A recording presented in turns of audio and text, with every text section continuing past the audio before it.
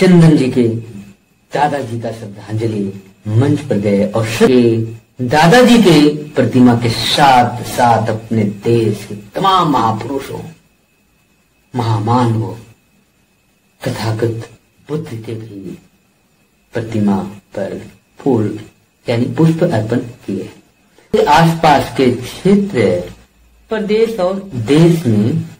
माहौल बना हुआ है, उस पर हम एक वैचारिक विमर्श को लेकर चर्चा करने के लिए आए हैं। नरेंद्र मोदी जब शपथ लिए तो उन्होंने भारतीय संविधान को नतमस्तक किए और उसको सीधे से लगाया। यह स्पष्ट तौर पर सरकारें जिनकी भी हो उन्हें इसको सम्मान करना पहला दायित्व और प्राथमिकता अर्थात उनका एक भारतीय होने की वजह से कर्तव्य है। हर देश के नागरिक को समझने के लिए पर्याप्त है कि चाहे देश के कितने भी बड़े पावरफुल पद पर क्यों न हो, उन्हें भारतीय संविधान को आगे झुकना ही पड़ेगा। हर भारत के नागरिक का अधिकार सुनिश्चित हो गया है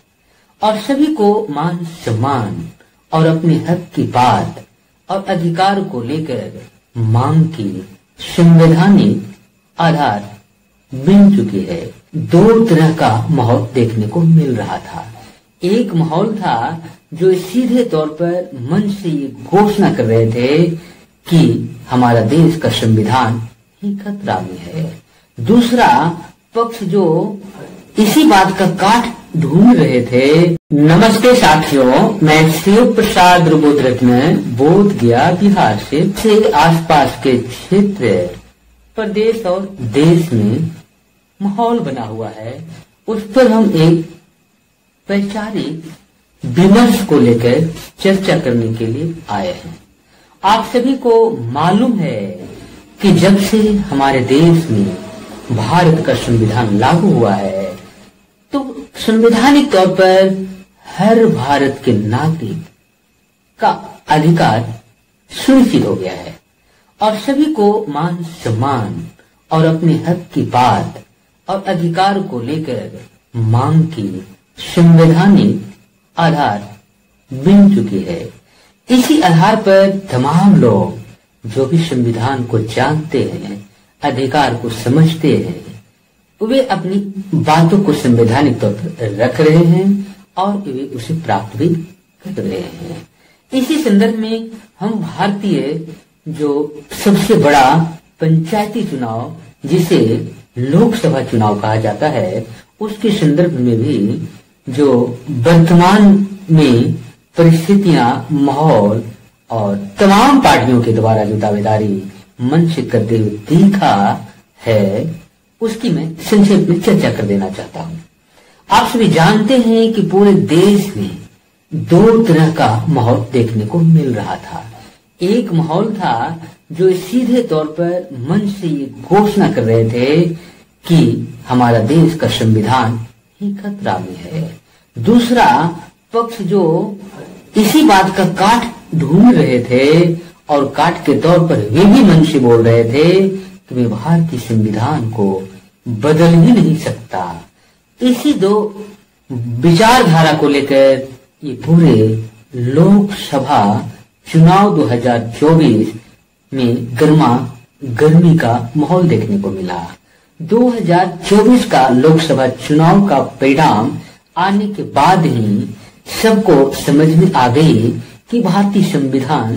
कितना अहम है और इसको सरकारें जिनकी भी हो उन्हें इसको सम्मान करना पहला दायित्व और प्राथमिकता अर्थात उनका एक भारतीय होने की वजह से कर्तव्य है। इस प्रकार से हम लोकसभा चुनाव 2024 के परिणाम के बाद प्रधानमंत्री के तौर पर माननीय प्रधानमंत्री नरेंद्र मोदी जब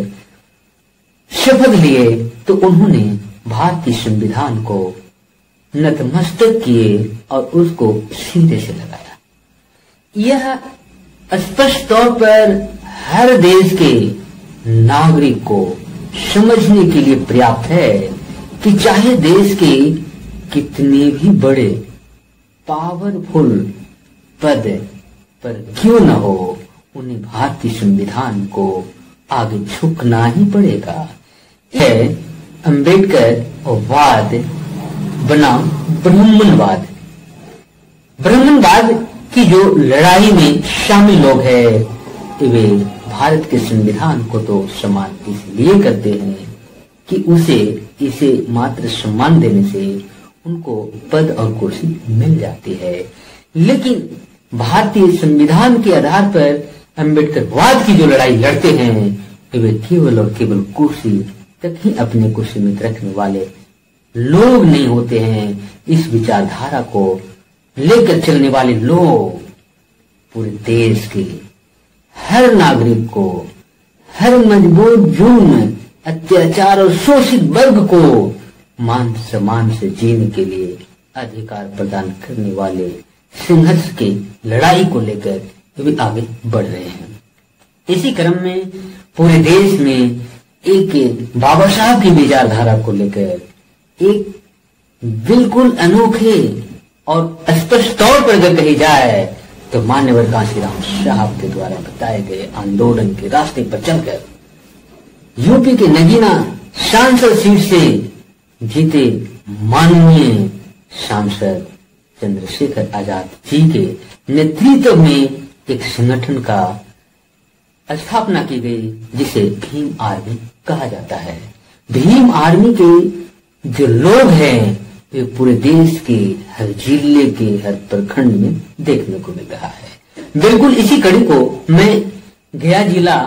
के होने की वजह से गया जिला के ही एक भीम आर्मी के अधिकारी, उसके सक्रिय कार्यकर्ता और अम्बेडकर विचारधारा को दिलों से आत्मसात करने वाले तमाम व्यक्ति का हुजूम वहां पे देखने को मिला। सभी ने बाबा साहब अम्बेडकर और इनकी विचारधारा को लेकर आगे बढ़ रहे वर्तमान उत्तर प्रदेश के नगीना सीट के सांसद माननीय चंद्रशेखर आजाद जी की भी चर्चा करते लोग नहीं थके। साथ ही साथ उन सभी लोगों ने इन चर्चा के साथ अपने आप को ऊर्जावान पाया और सभी ने वहां चर्चा के दौरान चंदन जी के दादाजी का श्रद्धांजलि मंच पर गए और सभी ने पुष्प अर्पित उनके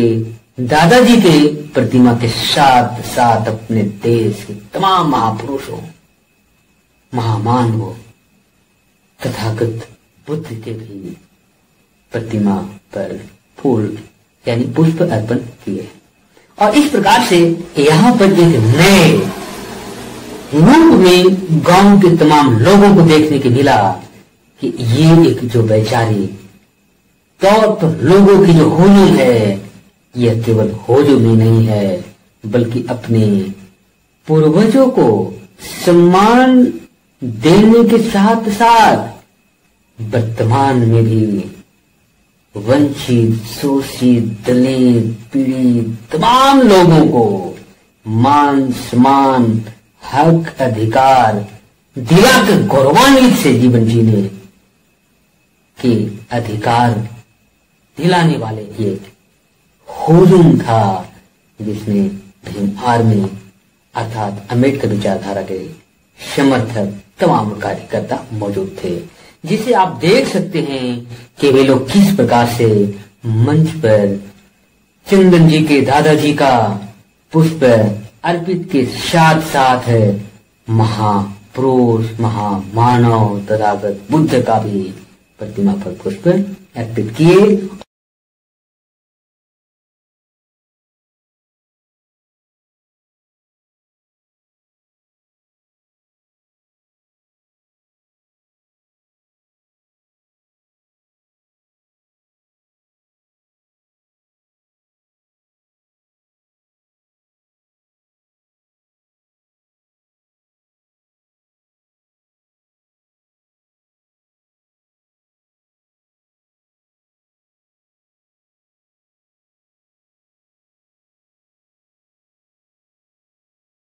सभी ने